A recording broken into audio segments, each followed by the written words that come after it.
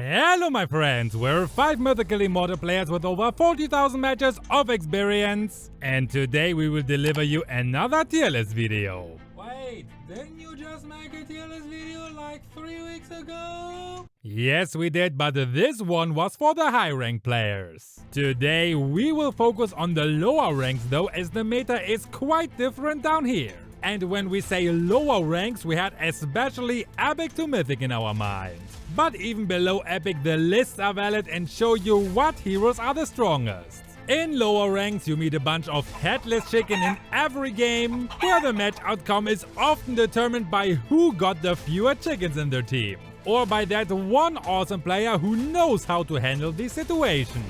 This awesome player will be you, by the way, because you will learn today which heroes you should take to this clown show and why they are so good. Some things that were taken into consideration were the ability of a hero to work in an environment where many inexperienced players run around, the difficulty to use a hero, so easier to use heroes are higher ranked as Fanny simply because, well, it's Fanny, and obviously the ability of heroes to carry this goddamn brain-dead team, man. Let's stop the noob bashing now and start with the first role, the jungler role. First, let's answer the question, what makes a good jungler even good? Especially in this environment filled with headless chicken who are your so-called teammates. Just like in high elo, your hero should be able to farm quickly, because you can't expect to carry your teammates' butt if you're stuck farming in the jungle 24/7. Also, like I've said earlier, your heroes shouldn't be too ally dependent, because you can't trust anyone before they prove you wrong. So the ability to secure objectives is even more crucial than in higher ranks. Fending off invasions on your own is less important though, as this will rarely happen to you down here. To show the difference, I will show you their high elo tier list first, before we go on to the low elo list so you can see the differences. For the top tier, Martis and Alpha reign as their top heroes. Martis has the capability to easily demolish their enemies once you start to snowball. Play aggressive early to get the gold and XP advantage and then run around collecting kills and objectives. He kinda falls off in the late game though, so make sure to finish it fast. And make sure your new Layla is not trying to end world hunger, so her auto attacks demolish the enemy later on. Alpha is also an SD hero in the low elo list, despite not being one in the high elo list. This is because Alpha is still very strong, but he gets overshadowed by other junglers in the high elo due to the big difference in skills. In a rank where the average player can't do any flashy top global player moves though, Alpha is an absolute menace. He's easy to play, has the ability to one-shot squishy heroes with one combo, and he can easily regain his lost HP with the easy-to-spam skills. By the way, if you haven't already, make sure to re-download Mobile Legends with Airtime to get up to 30% more diamonds using my code MLGuide. After following the simple tutorial in the description or the pinned comment, you can simply buy diamonds to get free AppCoins that you can use to get more free diamonds. Here I just bought diamonds worth $30, and because of the AppCoins that I receive, I could get another 275 diamonds for free. Just imagine buying diamonds with the Google Play Store and receive nothing for it. So again, invest the 2 minutes of your time by following the simple tutorial in the description or the pinned comment and get more diamonds for your money. Now let's move on to our A and B tier and talk about a few heroes who are ranked differently. Harley, Hanzo and Hellcourt often shine much more in lower ranks because of their ability to easily go in and out to secure their kills. And this is paired with their ability to split push. Hanzo obviously has his ghost body, which means you can't die unless you don't manage your energy, and Hellcourt's blindness scares the enemy to death. I mean, like, who wouldn't be scared of this? Bro, who the fuck are you? As most people also don't know how to sidestep your stingers, it is really easy to go full berserk with him. Karina is really similar to Martis, as she also has a chain killing mechanic with her ult, so why is she only an A and not an S tier hero? While she has basic attack immunity with her first skill, she doesn't have any CC effects or immunity, which makes her much easier to stop. Alus is an underrated jungler with the newly improved critical items. I mean, he can deal over 2000 damage with a single basic attack hit once he got his build. What's preventing his S tier placement is that he needs way too long to get to this point. Before he reaches level 12, where his basic attack gets a much better range and attack multiple enemies, it is extremely hard for him to reach his enemies, and even if he does, his damage is very low without a couple of items similar to most marksmen. Though once he reaches level 12, you can kiss goodbye to anyone who's trying to stop him. Matches also tend to be much longer in lower ranks, so this weakness is less significant here. Ling and Fanny drop from the S tier simply because they are quite hard to play, and most players in lower rank can't use them to their fullest potential. If you put in the hours to master them though, they are really great heroes to use and to rank up. But I just can't recommend Fanny to someone who just reached Epic, as they have much other worries. Now we also have two heroes in the B tier who are D tier heroes in higher ranks. And these heroes are Argus and Sun. Usually both of them aren't really that good in the jungle, but in a lower rank they have a huge advantage that will win you many matches.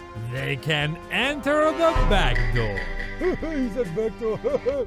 As we already said, many players run around like headless chickens and haven't even noticed this huge thing on the top left corner. This is obviously a huge advantage when you use a push expert like Argus and Sun, as you can often just finish the match while everyone is fighting for the blue buff. It will become harder and harder to do this the higher you climb, but if you try to escape from epic hell, these guys might be your ticket to the legend hell. Now we move on to the lower ranked heroes, and you might be surprised seeing Threader and Bartia and Akai so low.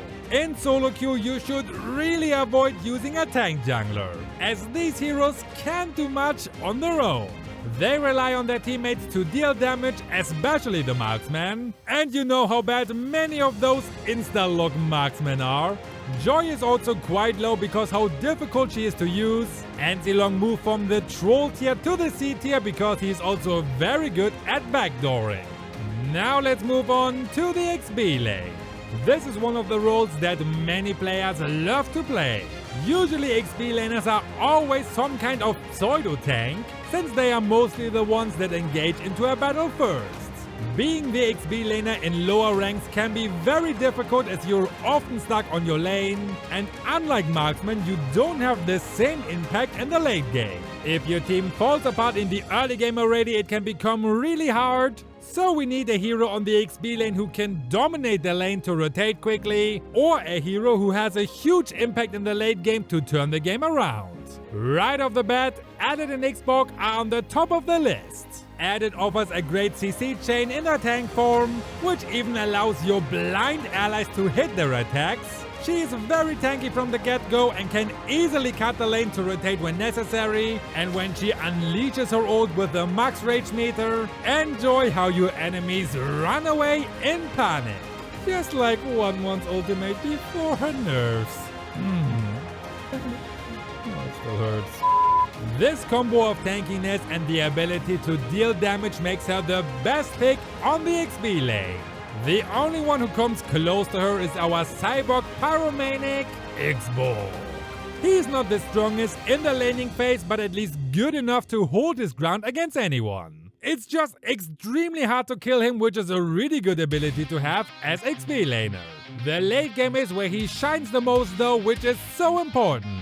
Due to his Balvamp and hybrid build, it's almost impossible to sweep him away. He gets extreme movement speed boosts from War Axe and Brute Force, and he slows his enemies down with Ice Cream Wand so they can't escape his flames. Immortality basically gives him 4 lives, and he has the ability to deal a lot of true damage. It's not a stretch to say that you can easily take down 2 or even 3 enemies on your own, which is hopefully enough for your allies to deal with the rest of the other enemies. Next, let's look at the A and B tier. First I want to talk about my old main Badan. He is such an underdog and really great in lower ranks. One well set ult can turn around the whole match, as you technically have the ability to wipe out an entire team with a single combo. In reality that won't happen often of course, but you can flank the enemies to reach the backline and remove their existence, which is often enough to then wipe out the rest of the team. You also have the ability to stun lock enemies with the right build and split push, which makes him such a great choice in lower ranks to rank up. 𝐷𝐼𝐼 may come as a surprise to some, as many 𝐷𝐼𝐼s you see in regular matches tend to feed. That's actually a player and not a 𝐷𝐼𝐼 problem though. He can match basically anyone in the laning phase, and with how strong his armor shred skill is, he's one of the few fighters that can actually carry a game on his own. Once he started to snowball, 𝐷𝐼𝐼 can pretty much eat up anyone's HP in a matter of seconds, even from tanky opponents. If 𝐷𝐼𝐼 had some kind of immunity in his guilds, he would be easily an S-tier hero. Others may be surprised about Freya's position as well after we talked her down in the last tier list video. The thing is, she's still absolutely nuts if the enemy isn't as smart. She can whack her enemies out of their shoes in mere seconds, and if you don't have a fast reaction time, you basically booked yourself a 10 ride ticket back to the base. Uranus suffers a lot in lower ranks though. Yes, he's almost unkillable and can be annoying AF, but when your damage dealers refuse to do their job and leave you alone on the front line, it is extremely hard to do anything on your own except being the punching bag of your enemies. And even the toughest punching bag breaks one day. Now you may also have noticed that 𝐼𝐼 is far down in the B tier. So what happened to our former most banned hero of the game? While 𝐼𝐼 deals incredibly high damage while also being able to apply CC chains effectively, his most recent nerf really affected his performance, and honestly, 𝐼𝐼 isn't someone who can carry the game on his own. He relies on his teammates, typically the damage dealer, to make it out alive of a gang. Another thing that 𝐼𝐼's dash can be quite tricky to learn, which also affected his ranking. Now we move on to the lower tiers and see a lot of our tanky friends. Predator, Grog and alike are really great XP laners, but in a solo queue environment, especially in lower rank matches, well, I guess you know what I'm going to say. You need a hero who isn't team reliant, which our tanky friends are. Moving on to the favorite role of every AppCoins glowy player, the gold lane. As we all know, the gold laner is the greediest has the highest priority in gaining gold, as their main damage comes from the items they build. Therefore, their main job is to farm as fast as possible, while also surviving as much as possible. So they can carry the show in the late game and dish out their damage, while still being able to survive longer than the enemy. First, we obviously have the S-tier heroes: Leslie, Bruno, Brody, and Hanabi. The placing of Bruno, Brody, and Leslie is understandable for everyone, I believe.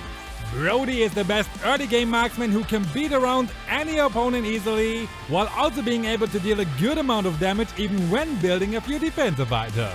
His ult is also a huge game changer where he can change the outcome of any game.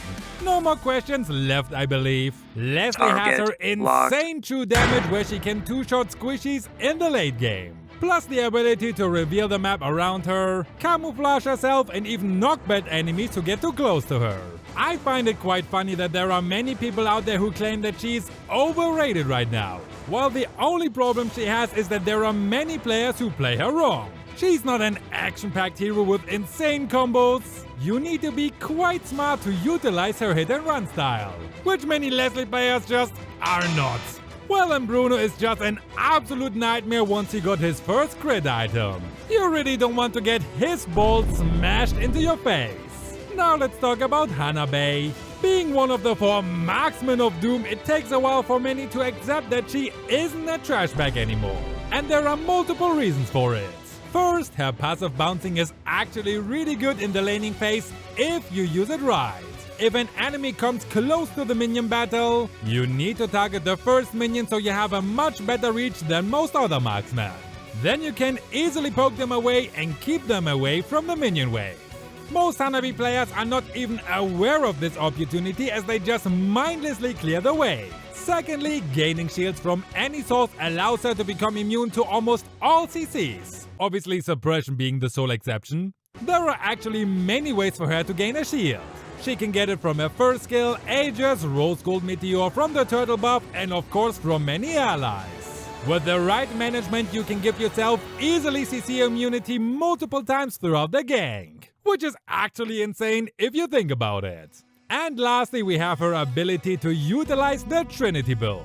She basically only needs 6,230 gold to release her full potential. Then you only need to position yourself right in the gang, so not in front of the tank, and simply dish out your damage while making sure nobody can stun you. I know many of you still don't believe me, as it's hard to forget the last years of being the worst MM of the game. But Hanabe has become a really good marksman, whether you like it or not. Moving on to the A and B tier, 1-1 and Melissa are much better used down here rather than in high elo. For my dear 1-1, enemies tend to let you activate your ultimate fairly easy. And once you do, they start to panic and run closer to their teammates instead of away from them.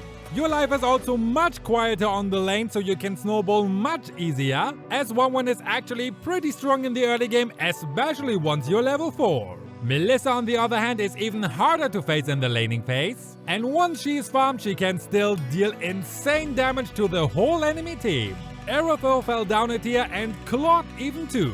Why though? Well, for starters, 𝐾𝐲 is a team-oriented marksman. He deals the most damage in a clash, but because of the Trinity build mechanic to deal the most damage to full HP enemies, he can't secure the kills like most other marksmen. He's also extremely weak in the early game, and without any help you can easily fall behind and farm, which is the worst for an item-dependent marksman like 𝐾𝐲. 𝐼𝐬𝐽 is somewhat similar to 𝐾𝐲, as she also requires 3 items to be able to have some sort of impact in clashes. Without these items, she's really weak in the laning phase, but compared to 𝐾𝐲, she can still somewhat manage with her first and second skill. But you're surely not a lane dominator. Next we have the lower ranks, where our last remaining marksman of doom resides. Mia and Layla have huge damage potential in the late game, but they are so-called glass cannons. If they shoot and hit you, it's gonna hurt you more than the truck that sends you into a trashy isekai, but as soon as you touch them, they shatter. They are just too easy to kill and counter, which means they will never be meta heroes unless Moonton makes significant changes. Still, they are better in lower ranks, as your enemies are more likely to just take your shots out of inexperience. Now, if you wonder why all the non-marksman heroes who are good on the gold lane only made it to the D or even F tier, we simply put them there because of the allies you get. Most players think you have to have a marksman on the gold lane or you're doomed. We know of course that this isn't true, but you better don't risk having a trolling teammate. Especially because there are so many marksmen who are great, so you will surely find someone to pick. Next we have our dear roamers. Roamers really need some appreciation and love, as they guide others to victory. Wait, does it mean I'm a real-life roamer? Playing a roamer in low ranks is kinda like playing Russian roulette. You never know when the bullet is going to hit you. Luckily, we have so many useful heroes nowadays that the S tier is fully packed with heroes. Florin has insane heal due to the negation of the anti-heal effect. Estes is the best healer in teamfights who can keep his headless chickens alive. Kufra is the best tank with the ability to handle an entire enemy team on his own. Atlas is the best set tank, and even your grandma knows to attack the enemies when he holds them. So those epical glory players hopefully knows it too. And Diggy can prevent that his dumb allies run into the CCs of the enemy. Plus he can also deal quite some damage when you build him right. Lastly, we have Kadita as the sole damage roamer in the S tier. Luckily, even in lower ranks, many people know nowadays that damage roamers work. So you won't get flamed anymore when picking her as a roamer. More to her later when we talk about the mid lane. Next we have the A and B tier with my favorite roamer, Saber. Damage roamers are really underrated in lower ranks. Down here it's typical that from the 10 players on the battlefield there are only 3 to 4 who are really good, while the others are average or just plain bad. And when I say average, I mean epical glory average. So you as a Saber can focus the few good players in the enemy team who also just try to carry their monkeys through the game. You counter basically any squishy hero in the game, so make sure there's enough food in the enemy team and kill the enemy before they kill you. Added is another great roamer because of the damage and tankiness we discussed earlier, while many tanks fell down a tier because they depend too much on their team. That's why the lower tiers are also filled with all those heroes who depend on their team. Lastly, we have a look at the mid lane. A good mid laner needs to have the highest impact possible and give their allies a chance to push.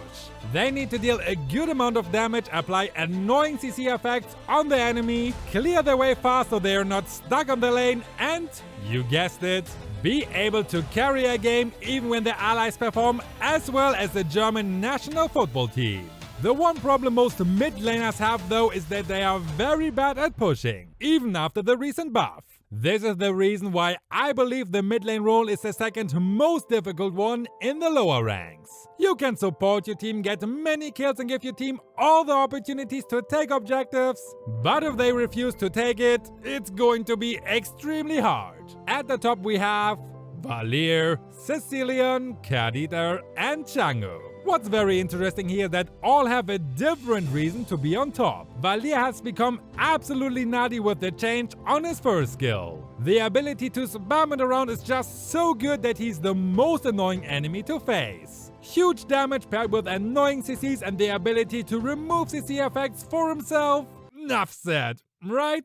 Sicilian on the other hand is here for only one reason: his late game damage potential. Even when the enemy squishies equip Athena's shield, they still receive the biggest love imaginable when he got enough stacks. He is really great in lower ranks because many games go on for a very long time, and it's so hard to conquer a base with a stacked up Sicilian who blows you away with a spammable skill.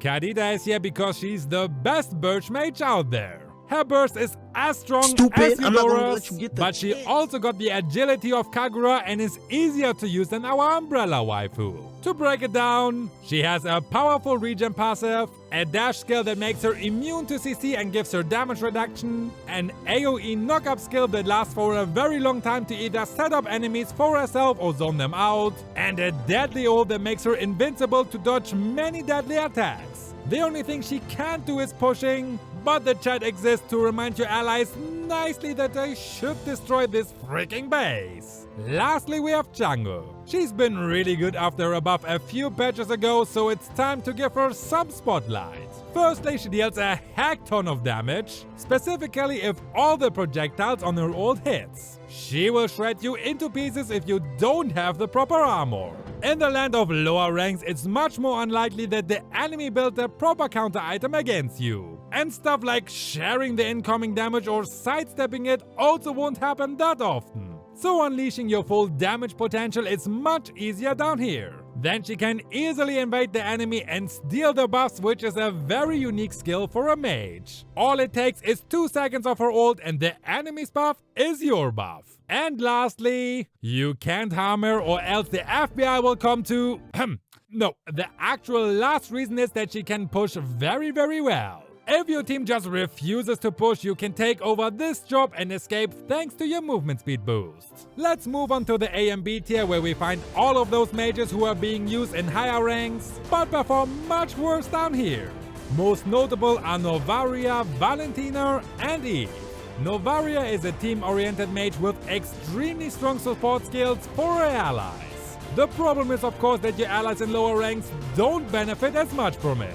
And you need other skills to carry a team that is playing bad. Valentina on the other hand highly depends on the enemy's team composition.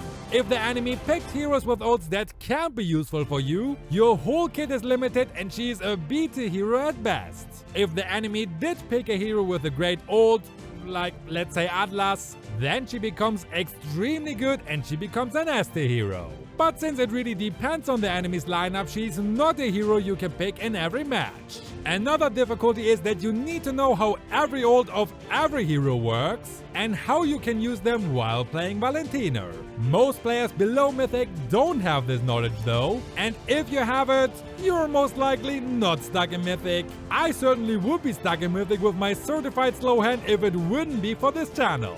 Lastly, we have Eve. Eve is a really strong control mage, and that's specifically what makes her less valuable in lower ranks. I know I keep repeating myself here, but team-oriented heroes tend to be worse when playing solo queue and global.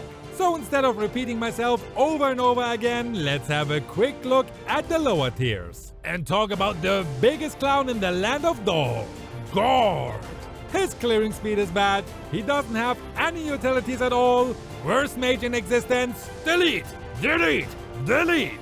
Okay, I'm just kidding. I just keep putting him in the F tier so people who only watch the list write a comment why I'm so wrong about putting him so low. In reality, he is an A tier hero in lower ranks. Now that we already talked a lot about mages now, you should definitely check out this video where we show you what 95% of all mage players do wrong. Also a huge shout out to the MLG family members, especially the Mythical Glory members like Van and Uvu. See you over there!